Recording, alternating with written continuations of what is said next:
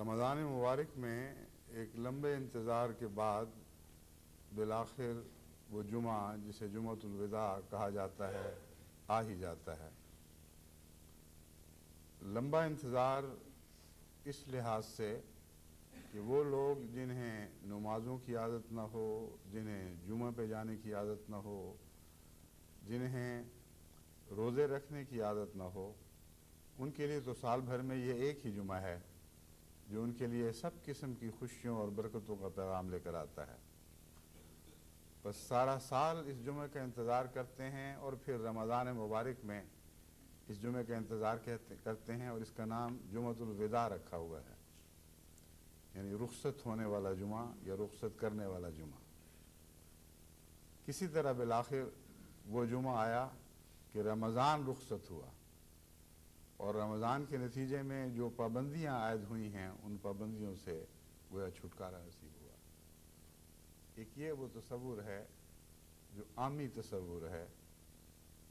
اور ایک وہ تصور ہے جو حضرت اقدس محمد مصطفیٰ صلی اللہ علیہ وآلہ وسلم نے ہمارے سامنے پیش فرمایا کہ رمضان مبارک میں ہتھکڑیاں تو لگتی ہیں مگر شیطان کو، پابندیاں تو عائد ہوتی ہیں مگر شیطان پر، اور مومن کے لیے تو یہ جنتوں کی خوشخبریاں لے کر آتا ہے۔ یہ دو متقابل متصادم تصورات ہیں جو جب سے اسلام آیا ہے اسی طرح اگر آغاز سے نہیں تو کچھ عرصے کے بعد مسلسل رائج چلے آ رہے ہیں۔ جمعۃ الوداع کے متعلق جو یہ تقدس کا تصور ہے، یہ میں نہیں جانتا کب سے شروع ہوا، لیکن جمعۃ الوداع کے تقدس کا جو تصور ہندوستان اور پاکستان اور دنیا کے دوسرے علاقوں کے مسلمانوں میں پایا جاتا ہے، اس کی تاریخ بہت گہری دکھائی دیتی ہے۔ ایک لمبے عرصے سے روایتاً اس تقدس کی قصے چل رہے ہیں۔ اس خیال سے میں نے سوچا کہ اس دفعہ جب رمضان المبارک کے جمعۃ الوداع پر آپ سے بات کروں تو احادیث میں سے اس جمعے کی برکتوں کا ذکر نکال کر بطور خاص تحفتاً آپ کے سامنے پیش کروں۔ لیکن بہت علماء بٹھائے، بہت کتابیں حدیثوں کی دیکھیں، اشارتاً بھی کہیں جمعۃ الوداع کا ذکر نہیں ملتا۔ جمعے کی برکتوں سے متعلق مضامین احادیث میں بکثرت ملتے ہیں، لیکن ہر جمعے کی برکت سے متعلق وہ مضامین ملتے ہیں، مگر یہ تصور کہ گویا مسلمان ایک آخری جمعہ کا انتظار کر رہے ہوں اور اس جمعے میں برکتیں ڈھونڈنے کے لیے بے چین اور بے قرار ہوں، یہ تصور احادیث نبوی میں سنت میں کہیں اشارتاً بھی مذکور نہیں۔ ہاں، آخری عشرہ کی برکتوں کا ذکر بہت کثرت سے ملتا ہے، اور جمعہ کی برکتوں کا سارے سال میں جہاں بھی جب بھی جمعہ آئے اس کی برکتوں کا ذکر ملتا ہے۔ بس یہ بات میں آپ کے ذہن نشین کرنا چاہتا ہوں کہ وہ مسلمان بھائی خواہ وہ جماعت سے تعلق رکھتے ہیں یا نہیں رکھتے، جن کو بدنصیبی سے نماز پڑھنے کی عادت نہیں، جو سال میں ایک ہی مقدس دن کی تلاش میں تھے اور آج اس دن کی خاطر غیر معمولی طور پر مساجد میں اکٹھے ہو گئے ہیں، ان تک یہ میری آواز پہنچے گی، اور آج پہنچے گی، پھر شاید نہ پہنچے، کیونکہ اللہ ہی بہتر جانتا ہے کہ دوبارہ ان کو پھر مسجدوں میں آنے کی توفیق ملتی ہے کہ نہیں۔ لیکن اس موقع سے فائدہ اٹھاتے ہوئے میں ان کو بتاتا ہوں کہ جمعۃ المبارک کا کوئی خاص تقدس نہ قرآن میں مذکور ہے، جمعۃ الوداع کا نہ قرآن میں مذکور ہے نہ احادیث میں مذکور ہے، نہ سنت سے ثابت ہے، نہ صحابہ کرام کے عمل سے بعد میں ثابت ہے۔ بس جس دن کا آپ نے انتظار کیا تھا وہ تو اس پہلو سے خالی نکلا، لیکن جمعۃ المبارک کے تقدس کا بہت ذکر ملتا ہے، قرآن میں بھی ملتا ہے، احادیث میں بھی ملتا ہے، اور یہ ہر جمعہ ہے جو ہر ہفتے آپ کے سامنے آتا ہے۔ اس کے علاوہ نمازوں کے تقدس کے ذکر سے تو قرآن بھرا پڑا ہے۔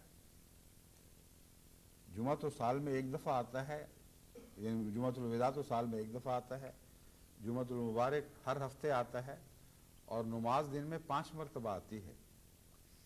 اور اس 5 مرتبہ آنے والی چیز کا اس کثرت سے قرآن میں ذکر ہے کہ کسی اور عبادت کے اس طرح ذکر نہیں ہے۔ تو اس برکتوں سے بھری ہوئی ایک اعمال کا خزانہ ہے، بھرا ہوا، برکتوں سے بھرا ہوا اعمال کا خزانہ ہے، نیک اعمال کا خزانہ، اس سے تو منہ موڑ لیتے ہو اور سارا سال ایک جمعے کا انتظار کرتے ہو، جیسا کہ میں نے بتایا ہے اس جمعے کی کوئی اہمیت کہیں مذکور نہیں، تو کم سے کم اس جمعے سے یہ برکت تو حاصل کر جاؤ کہ جان لو کہ عبادت ہی میں برکت ہے، عبادت ہی میں خدا تعالیٰ کے فضل ہیں، عبادت ہی سے اس کی رضا وابستہ ہے، عبادت ہی سے دنیا کی خیر اور آخرت کی خیر وابستہ ہے، اور مومن کے لیے عبادت ہر روز 5 مرتبہ فرض کی گئی ہے۔ روزمرہ کی زندگی میں جب آپ مساجد کے پاس سے گزرتے ہیں تو اکثر آپ دیکھتے ہیں کہ مساجد بہت بڑی ہیں اور یوں لگتا ہے جیسے بے وجہ اتنی بڑی مساجد بنا دی گئی، لیکن آج وہ دن ہے جب آپ کسی مسجد سے کے پاس سے گزر کے دیکھیں تو آپ حیران ہوں گے یہ دیکھ کر کہ مسجدوں سے نمازی چھلک چھلک کر باہر آ گئے ہیں، گلیاں بھر گئی ہیں، بازار بند کرنے پڑے ہیں۔ لاہور ہو، کراچی ہو یا دنیا کے اور بڑے بڑے شہر، وہاں مساجد کے باہر جو بازار یا گلیاں ملحقہ ہیں، ساتھ لگتی ہیں، وہاں بعض دفعہ دیکھیں گے کہ صاحبان لگائے گئے ہیں اور جگہ جگہ بلاکٹ کر کے سڑکوں کو بند کیا گیا ہے کہ آج یہاں نمازی نماز پڑھ رہے ہیں۔ یہ وہ نمازی ہیں جن کے متعلق خدا تعالیٰ کو توقع ہے کہ ہر روز 5 وقت جہاں مسجد میسر آئے وہاں جا کر نماز پڑھیں گے۔ اب اس سے آپ اندازہ کریں کہ ایک وہ تصور ہے جو قرآن اور سنت کا ہے عبادتوں کے متعلق، رحمتوں اور برکتوں کے متعلق، رضوان اللہ کے متعلق، اور ایک وہ ہے جو عام دنیا میں رائج ہے اور مسلمان سمجھتے ہیں کہ یہی ایک گر ہے نجات پانے کا۔ ان دونوں میں کتنا فرق ہے۔ حقیقی نجات خدا کی اطاعت میں ہے اور خدا کی اطاعت عبادت کے بغیر نصیب نہیں ہو سکتی۔ عبادت پہلا دروازہ ہے جو اطاعت کے لیے قائم فرمایا گیا ہے۔ اس دروازے سے داخل ہوگے تو پھر ساری اطاعتوں کی توفیق میسر آ سکتی ہے۔ جس نے یہ دروازہ اپنے پر بند کر لیا اس کے لیے کوئی اطاعت نہیں ہے۔ نماز کی اہمیت کے اوپر حضرت اقدس محمد مصطفیٰ صلی اللہ علیہ وآلہ وسلم نے اتنا زور دیا ہے، اور پھر نماز با جماعت کی اہمیت پر کہ ایک موقع پر صبح کی نماز کے بعد حضور صلی اللہ علیہ وآلہ وسلم نے فرمایا کہ دیکھو آج بھی، یعنی اس وقت بھی صبح کی نماز کے وقت کچھ لوگ ہیں جو گھروں میں سوئے پڑے ہیں، اور اگر خدا کی طرف سے مجھے اجازت ہوتی تو میں یہ باقی جو نمازی تھے ان کے سروں پر لکڑیوں کے گٹھے اٹھواتا اور ان کو ان کے گھروں میں جلا دیتا، مگر مجھے اس کی اجازت نہیں ہے، میں داروغہ نہیں بنایا گیا۔ اب حضرت اقدس محمد مصطفیٰ صلی اللہ علیہ وآلہ وسلم سے بڑھ کر شفیق دل آپ کو دنیا میں ڈھونڈے سے کہاں ملے گا، تصور میں نہیں آ سکتا۔ اللہ تعالیٰ فرماتا ہے وَبِالْمُؤْمِنِينَ رَءُوفٌ رَحِيمٌ عزیز علیہ ما عنتم، یہ فرمایا بالمؤمنین رؤوف الرحیم۔ جب بھی خدا کے بندوں کو کوئی تکلیف پہنچتی ہے، یعنی اے لوگو خدا کے بندو، عزیز علیہ ما عنتم، اس پر تمہاری تکلیف بہت شاق گزرتی ہے۔ یہ خطاب کا پہلا حصہ عام ہے۔ پھر فرمایا جہاں تک مومنوں کا تعلق ہے وَبِالْمُؤْمِنِينَ رَءُوفٌ رَحِيمٌ، وہ تو جیسے اللہ اپنے بندوں پر رؤوف ہے، جیسے اللہ اپنے بندوں پر مہربان ہے اور بار بار رحم لے کر آتا ہے، اس طرح یہ مومنوں پر تو یہ رسول رؤوف بھی ہے اور رحیم بھی ہے۔ اس رسول کے منہ سے یہ کلمہ نکلا ہے کہ اگر مجھے اجازت ہوتی تو میں لکڑیوں کے گٹھے اٹھوا کر ان نمازیوں کو ساتھ لے کر چلتا اور جو بے نماز ہیں ان کو ان کے گھروں میں جلا دیتا۔ دراصل اس میں ایک پیغام ہے، وہ یہ ہے کہ وہ لوگ جو عبادت نہیں کرتے وہ آگ کا ایندھن ہیں،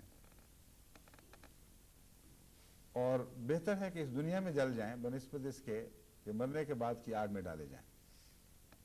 یہ حقیقی پیغام ہے اور عبادت ہی ہے جس کے ساتھ ساری نجات وابستہ ہے۔ بس وہ لوگ جو آج اس جمعے کی برکت ڈھونڈنے کے لیے جوق در جوق مساجد کی طرف آئے ہیں، ان کو اندر جگہ نہیں ملی تو باہر گلیوں میں بیٹھے ہوئے ہیں، ان سب تک جن تک بھی یہ آواز پہنچے میں یہ پیغام پہنچاتا ہوں کہ ہماری عبادت روزمرہ کی 5 وقت کی عبادت ہے، اور ہر دفعہ جب اذان کی آواز بلند ہوتی ہے تو مومن کا فرض ہے کہ اپنے گھروں کو چھوڑے اور اس مسجد کی طرف چل پڑے جہاں سے عبادت کے لیے بلایا جا رہا ہے۔ حی علی الصلاۃ، حی علی الصلاۃ، حی علی الفلاح، حی علی الفلاح۔ 5 مرتبہ یہ آوازیں سنتے ہو کہ دیکھو نماز کی طرف چلے آؤ، نماز کی طرف چلے آؤ، کامیابیوں کی طرف چلے آؤ، کامیابیوں کی طرف چلے آؤ، اور پھر بھی جواب نہیں دیتے۔ بس وہ لوگ جن کو مساجد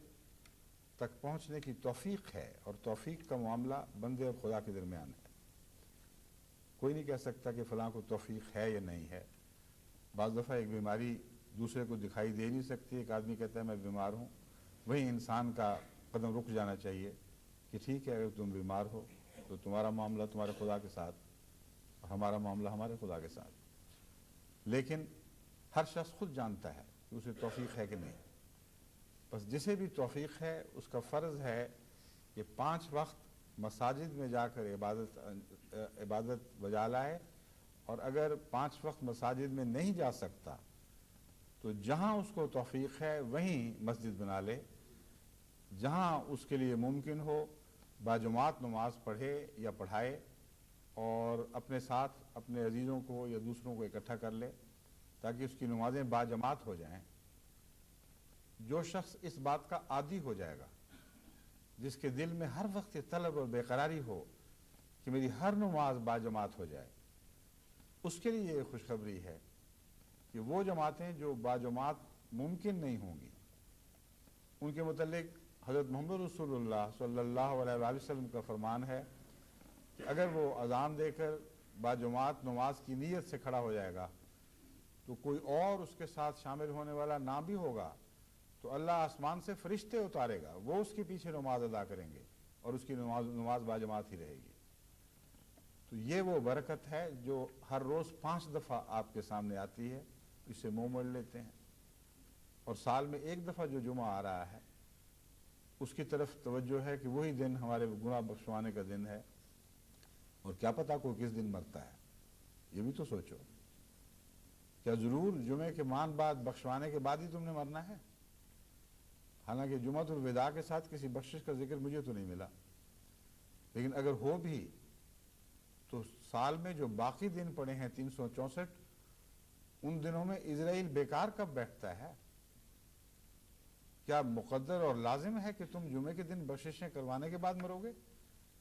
اس موت تو ہر وقت آ سکتی ہے، اس کا کوئی وقت مقرر نہیں، کوئی دن مقرر نہیں ہے۔ تو روزمرہ کی 5 وقت کی نمازیں اس لیے آتی ہیں کہ تم بخشی ہوئی حالت میں، دھلی ہوئی پاک حالت میں یہاں سے روانہ ہو۔ بس اس پہلو سے جماعت کو میں نماز با جماعت کی طرف متوجہ کرتا ہوں، اور وہ دوسرے مسلمان بھائی بھی جو رفتہ رفتہ ہمارے جمعہ میں ٹیلی ویژن کے ذریعے شامل ہو رہے ہیں، اور یہ رجحان دن بدن بڑھتا چلا جا رہا ہے، ان کو بھی میں یہ نصیحت کرتا ہوں کہ آپ خود بھی اس طرف توجہ فرمائیں اور اپنے بھائی بندوں کو، دوسروں کو بھی یہ پیغام پہنچا دیں کہ روزمرہ کی 5 وقت کی نمازوں کا قائم کرنا یہ قرآن کریم کے پیغامات کی جان ہے، اور اگر مسلمان اس بات پر قائم ہو جائیں تو اللہ تعالیٰ کے فضل کے ساتھ تمام دنیا میں مسلمانوں کی اصلاح کا ایک ایسا نظام جاری ہو جائے گا جس سے خدا کے فضل سے اسلام کو وہ پرانی کھوئی ہوئی ظاہری عظمت اور شوکت بھی مل جائے گی، کیونکہ ظاہری عظمت اور شوکت کا اصل تعلق اندرونی روحانی عظمت اور شوکت سے ہے۔ اگر اندرونی روحانی عظمت اور شوکت بحال ہو جائے تو ظاہری عظمت نے پیچھے آنا ہی آنا ہے۔ اگر اندرونی روحانی عظمت اور شوقت بحال نہ ہو تو ظاہری شوقت کے پیچھے آپ جتنا چاہیں چکر لگائیں، کچھ حاصل بھی کر لیں گے تو بے معنی ہوگی، بے روح کے جسم ہوگا، خدا کے نزدیک اس کی کوئی حقیقت نہیں ہوگی۔ بس اپنے اندرونوں کو سنواریں اور اندرونی عظمت کے پیچھے دوڑیں، اللہ تعالیٰ وہ عظمت عطا فرمائے جس کے متعلق خدا تعالیٰ خود فرماتا ہے ان اکرمکم عند اللہ اتقاکم، تم میں سب سے معزز انسان وہ ہے، سب سے عظیم شخص وہ ہے اور اللہ کی نظر میں ہے جو زیادہ متقی ہو۔ بس تقویٰ کے تقاضے تو عبادت کے بغیر پورے نہیں ہو سکتے۔ میں امید رکھتا ہوں کہ انشاءاللہ اس طرح توجہ فرمائیں گے۔ جمعہ کے دن جو برکتوں کا ذکر ملتا ہے وہ میں آپ کے سامنے ایک حدیث سے اس کی مثال رکھتا ہوں۔ حضرت صلی اللہ علیہ وآلہ وسلم نے فرمایا، یہ روایت ہے ابو لبابہ بن عبد المنذر کی، سنن ابن ماجہ سے لی گئی ہے، باب فی فضل الجمعہ۔ وہ کہتے ہیں کہ حضرت اقدس محمد مصطفیٰ صلی اللہ علیہ وآلہ وسلم نے فرمایا کہ جمعہ تمام دنوں کا سردار ہے اور اللہ کے پاس اس کی بڑی عظمت ہے، اور وہ اللہ کے نزدیک یوم الاضحیٰ اور یوم الفطر سے بھی زیادہ عظمت والا ہے۔ اب یہ وہی بات ہے کہ جمعے کے علاوہ عیدین کی، یعنی جو خود جمعۃ الوداع کے علاوہ عیدین کی بڑی عظمت ہے، مگر حضرت صلی اللہ علیہ وآلہ وسلم فرماتے ہیں کہ عیدین سے زیادہ ہر جمعے کی عظمت خدا تعالیٰ کے نزدیک ہے، اور اس میں 5 خوبیاں ہیں۔ اول، اللہ تعالیٰ نے آدم کو اس میں پیدا کیا، یعنی آدم کو جمعہ کے دن مبعوث فرمایا گیا۔ اللہ تعالیٰ نے آدم کو اس میں پیدا کیا اور اسی دن اللہ تعالیٰ نے آدم کو زمین کی طرف بھیجا۔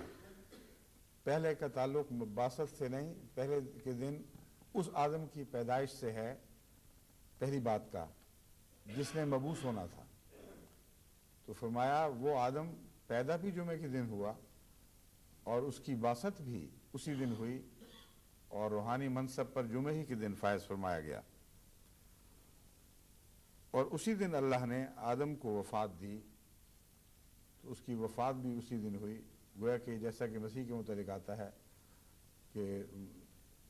سلام علیہ یوم ولدت و یوم اموت و یوم ابعث حیا، وہی حال آدم کا تھا۔ اور قرآن کریم میں جو مسیح کو آدم سے مشابہت دی گئی ہے، اس حدیث سے پتہ چلتا ہے کہ اس مشابہت کا اطلاق ان سب باتوں پر بھی ہو رہا ہے۔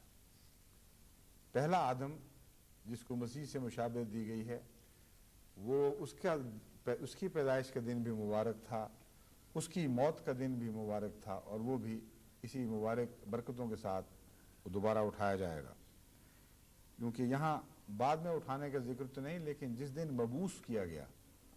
اس کا ذکر ہے، اور جو شخص دنیا میں مبعوث کیا جاتا ہے، آخر میں بھی وہ اسی طرح برکتوں کے ساتھ مبعوث فرمایا جائے گا۔ چوتھی بات یہ بیان فرمائے گی، اسی دن وہ ساتھ ہے کہ بندہ اپنے اللہ سے سوال نہیں کرتا مگر اللہ اسے وہ سب کچھ عطا کرتا ہے، جب تک کہ وہ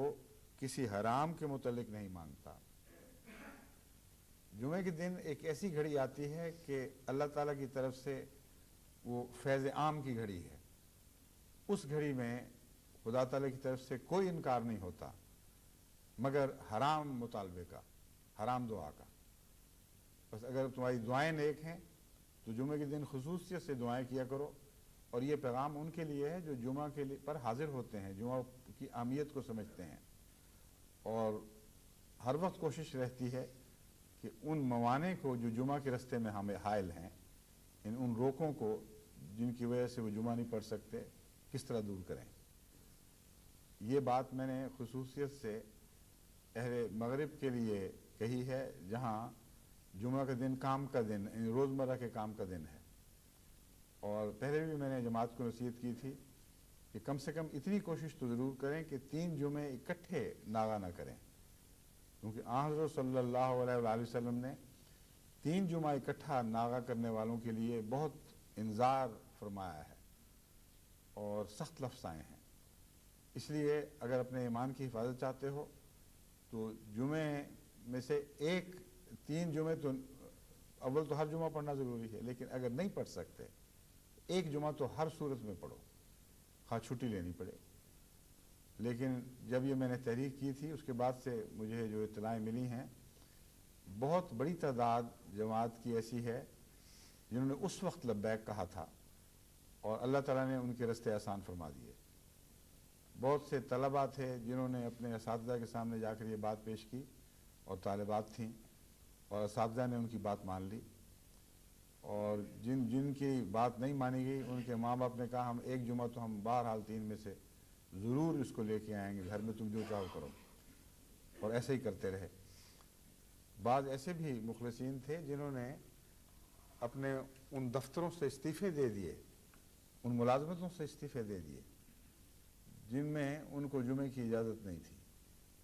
اور بعد ازاں اللہ تعالیٰ نے ان سے بہتر رزق کے سامان مہیا فرما دیے تھے۔ تو یہ ایک بہت ہی اہم برکت ہے جو ہر جمعے سے وابستہ ہے، اور آن حضرت صلی اللہ علیہ وآلہ وسلم فرماتے ہیں ان میں سے ایک برکت یہ ہے کہ اس دن ایک ایسی گھڑی آتی ہے کہ خدا کی طرف سے انکار نہیں ہوتا،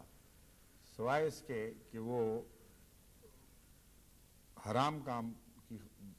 کا مطالبہ خدا سے عرض کیا جائے کہ یہ حرام کام کرنے دیا جائے۔ اور اسی دن شفاعت قائم ہوگی، یہ بہت ہی اہم مضمون ہے۔ حضرت صلی اللہ علیہ وآلہ وسلم کو اللہ تعالیٰ نے شفیع المذنبین بنایا ہے، یعنی وہ گناہگار جن کی کمزوریاں رہ گئی ہیں وہ کوشش تو کرتے رہے کہ کسی طرح محمد رسول اللہ صلی اللہ علیہ وآلہ وسلم کی سنت پر چلیں، مگر بعض ایسے موانع تھے، بعض ایسی مجبوریاں تھیں جن کی وجہ سے ان کا عمل نامہ پورا ایسے مقام سے نیچے رہ گیا جہاں جا کر نجات ملتی ہے، یعنی ان کی برائیاں، دوسرے لفظوں میں ان کی برائیاں کچھ ان کی خوبیوں پر غالب رہیں۔ ایسے لوگ بھی ہیں۔ ایسے لوگوں کی شفاعت کے لیے حضرت اقدس محمد مصطفیٰ صلی اللہ علیہ وآلہ وسلم کو ایک خاص مرتبہ اور مقام بخشا گیا ہے۔ تو آن حضرت صلی اللہ علیہ وآلہ وسلم فرماتے ہیں کہ اسی دن شفاعت قائم ہوگی، کوئی مقرب فرشتہ نہیں، اور نہ آسمان اور نہ زمین اور نہ ہوائیں اور نہ پہاڑ اور نہ سمندر، مگر یہ سب جمعہ کے دن سے ڈرتے ہیں۔ یہ ساری خوبیاں جمعہ کے تعلق میں آن حضرت صلی اللہ علیہ وآلہ وسلم نے بیان فرمائی۔ بس شفاعت کے لیے بھی ضروری ہے کہ جمعے سے تعلق جوڑو، کیونکہ شفاعت کا مطلب ہے ایک چیز کو جو بیچ میں سے ٹوٹ گئی ہو دوسری کے ساتھ جوڑ دیا جائے۔ ایک شخص نجات تک پہنچتے پہنچتے رہ گیا ہے اور کچھ فاصلہ بیچ میں ہے، تو رحم کرتے ہوئے، شفقت فرماتے ہوئے وہاں سے اس رسی کو پکڑا جائے اور شفاعت سے جوڑ دیا جائے، یعنی اس مقام سے جوڑ دیا جائے جہاں جا کے اس نے نجات پا لینی تھی۔ یعنی 2-4 ہاتھ جب کہ لب بام رہ گیا ہو اور انسان کی طاقت ختم ہو جائے، وہاں تک نہ پہنچ سکے، تو اوپر سے ایک ہاتھ آئے اسے اٹھا کر بام تک پہنچا دے، یعنی چھت تک پہنچا دے، یہ شفاعت ہے۔